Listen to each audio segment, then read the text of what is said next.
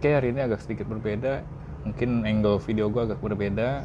Gue seperti kayak lagi ngevlog karena kameranya mau gue pakai untuk contoh untuk ngajarin kalian apa sih yang namanya aperture, shutter speed sama ISO. Itu adalah yang namanya segitiga exposure. Kalau kalian bingung, video gue ini mungkin agak sedikit lama, cuma gue coba jelasin semudah mungkin untuk yang orang yang masih awam banget.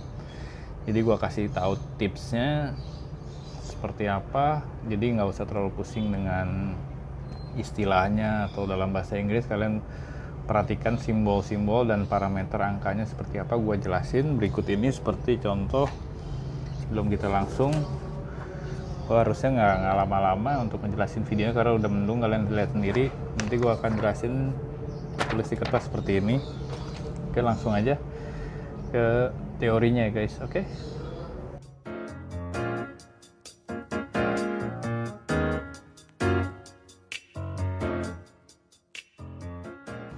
Oke, hari ini gue mau ajarin teorinya ya. Kita belajar dulu hari ini guys. Oke, kayak di sekolah gue ajarin seperti apa teori dulu, nanti setelah ini baru gue kasih lihat prakteknya seperti apa. Oke, ada 3 faktor di dalam kamera, yaitu kalian pasti sering baca: aperture, shutter speed, lalu ISO. Biasanya kalau kalian lihat, biasanya ini namanya segitiga exposure guys. Ini aperture, ini shutter speed, ini ISO. Sebenarnya tidak masalah penempatan segitiga ini, sama aja.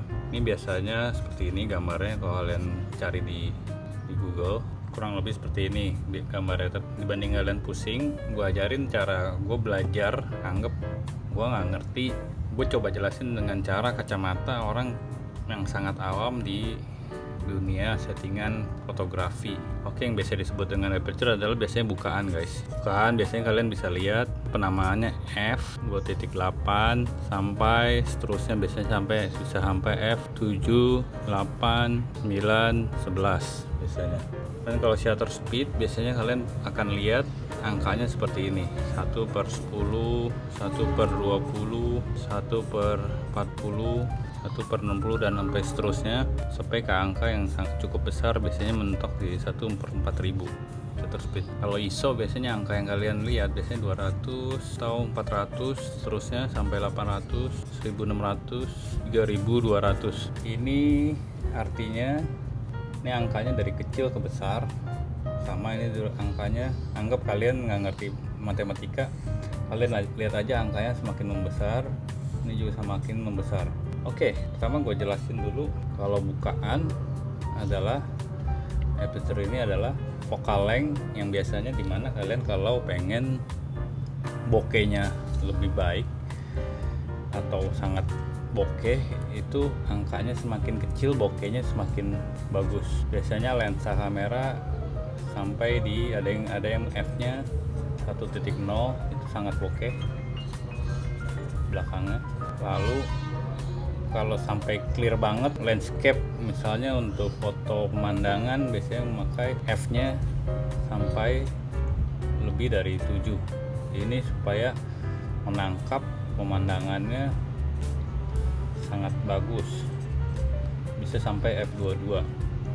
Tetapi yang kalian harus perhatikan adalah kalau f-nya semakin kecil berarti cahayanya itu semakin terang. Kalau f-nya semakin besar, cahaya yang masuk ke kamera kan semakin gelap. Makanya ada yang namanya shutter speed. Kalau kalian lihat angka shutter speed semakin kecil, kamera lensa sensornya semakin lama membuka untuk supaya cahayanya masuk ke dalam sini.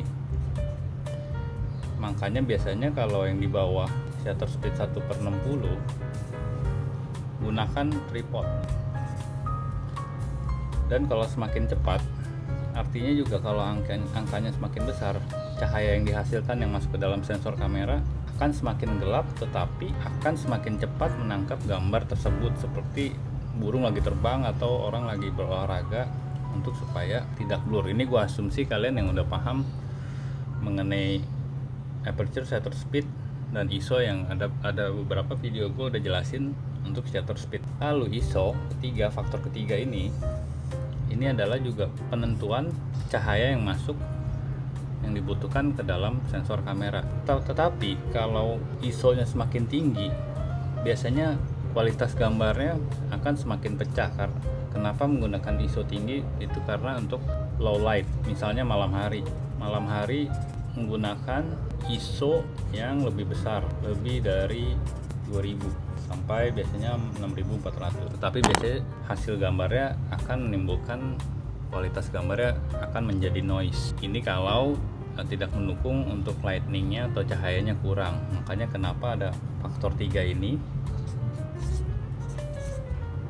saling mendukung, saling melengkapi guys. Jadi kalian ingat aja apa tujuannya untuk 3 faktor ini. Intinya adalah semua pasti yang mau kita hasilkan adalah gimana supaya foto kita hasilnya cahayanya cukup, yang namanya bisa dibilang biasanya over exposure, under exposure. Ini kalau bahasa awamnya ini terlalu terang, fotonya terlalu gelap. Makanya kenapa ada settingan 3 ini untuk saling melengkapi, untuk menghasilkan foto atau hasil gambar yang foto yang bagus. Dan mungkin kalian nggak usah pusing, jadi kalian ingat aja angka semakin besar untuk maupun aperture, shutter speed dan ISO, terutama untuk aperture dan shutter speed untuk 2 ini, kalian ingat aja angka yang semakin besar akan menghasilkan cahaya minim masuk ke kamera kalian. Sama juga untuk shutter speed, semakin besar cahayanya kan semakin, gampangnya seperti ini, angka yang semakin besar cahaya semakin gelap, sama angka semakin besar gelap. Beda dengan ISO, kalau angkanya semakin besar cahaya kan lebih banyak masuk ke sensor. Bagaimana sampai di sini kalian udah paham? Kita langsung aja praktek, dan kalian ingatlah kalau kalian bingung membaca diagram seperti ini gua jelaskan seperti ini, mudah-mudahan lebih paham atau lebih mudah dicerna ini dengan bahasa gue yang mungkin bukan profesional fotografer, cuma gue mengerti basic fotografi.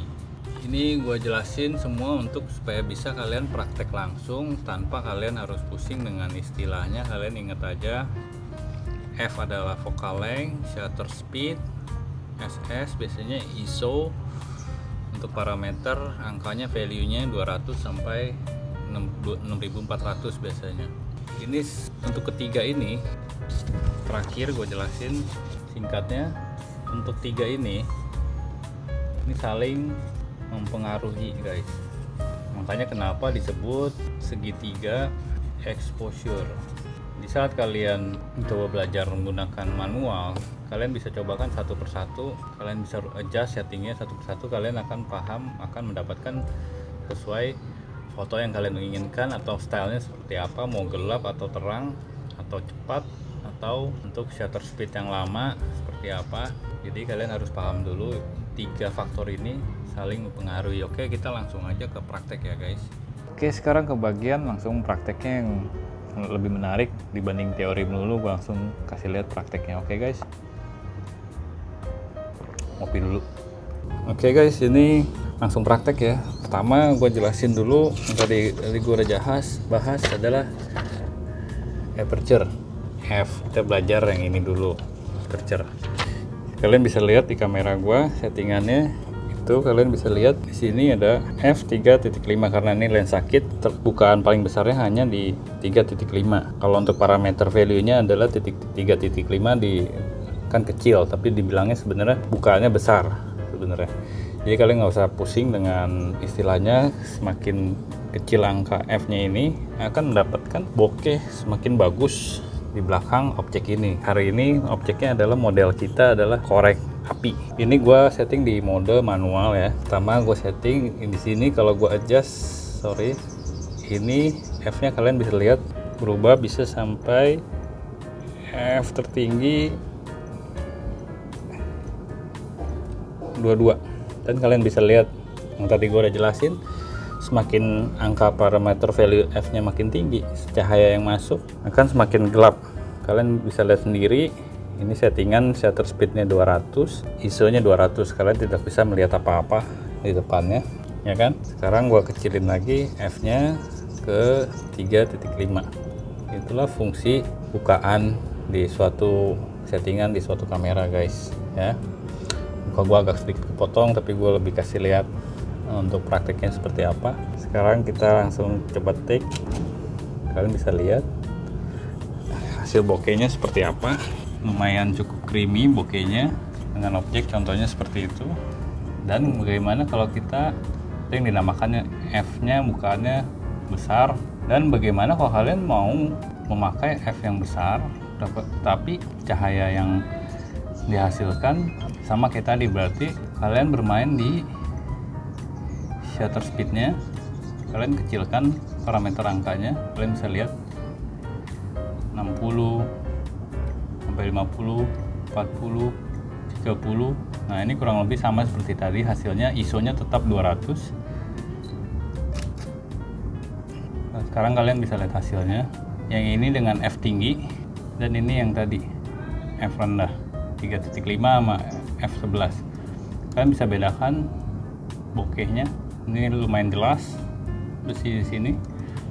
Ini makin bokeh. Itu yang dinamakan berkesinambungan dengan antara bukaan dan shutter speednya untuk memperoleh cahaya yang sama atau seimbang atau balance. Pada dasarnya adalah bagaimana kita mengatur kamera kita supaya cahayanya balance sesuai yang apa yang kita mau, yang kita harapkan. Oke, misalnya sekarang kita main di ISO misalnya seperti tadi, kembalikan di f-nya 3.5. Kalian bisa lihat sendiri kalau shutter speednya parameter value-nya rendah, kalian bisa lihat hasilnya akan overexpose, istilahnya terlalu silau, terlalu terang karena angka shutter speednya rendah, guys, 31/30. Sekarang kita naikkan misalnya sampai ke value 250.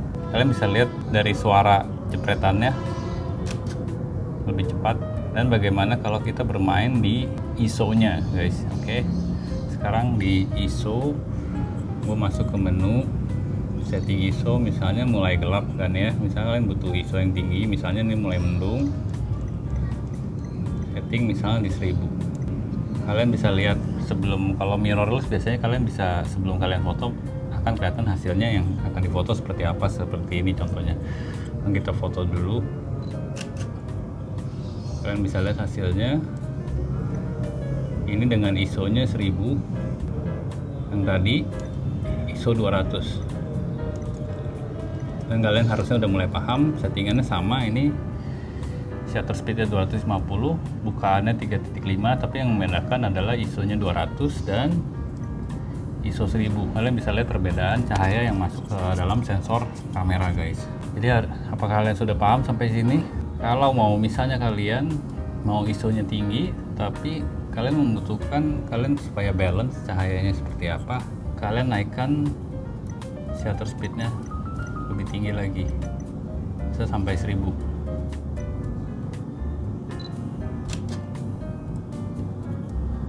Kalian akan mendapatkan cahaya yang cukup jelas, cukup bagus, balance dibandingkan dengan ini. Kalian bisa lihat shutter speednya ini 250, yang ini 1250. Gimana, guys? Kalian sudah paham? Sekarang kita bermain, misalnya gue gedein f-nya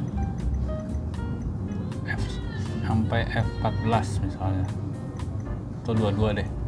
Gue naikin ISO nya ke 1000 supaya cahaya yang dihasilkan dapat dan tetap masih gelap. Kalian bisa lihat, berarti apa yang cahayanya supaya balance, gue harus naikkan, harus turunin value shutter speed.